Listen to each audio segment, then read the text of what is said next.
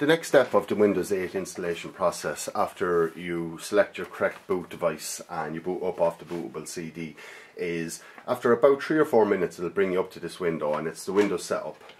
So from here you can just check your language you want to install, you know, your time and currency, things like that,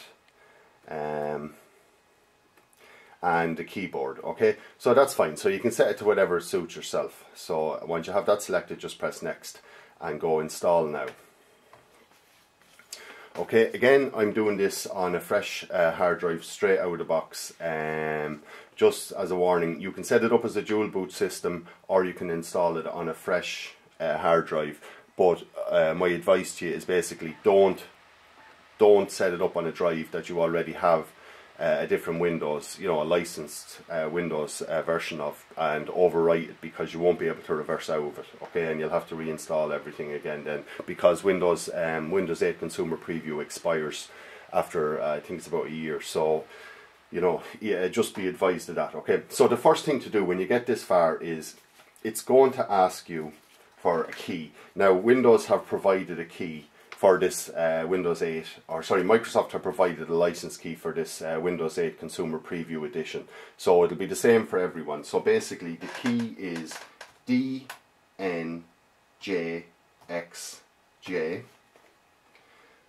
7XBW8 2378T X22T X BKG7J.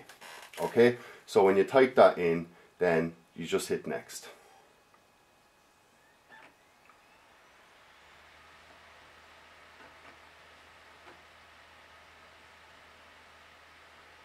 Okay, so we just accept the license and click on next. Now, this is what I'm saying not to do. Don't do the upgrade, because it'll work and it'll be fine, but Windows 8 will expire in around a year. Probably at this stage I'm talking near the end of March 2012, so it's actually probably going to be in less than a year that it'll expire, so you definitely don't want to do that. So ideally what you want to do, if you just want to play with it, is just put it on a fresh hard drive with nothing on it, and you can switch your hard drives in and out of your computer then as needs be. Okay, so I'm just going to do a custom install.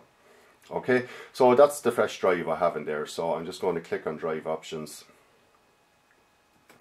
click new, apply.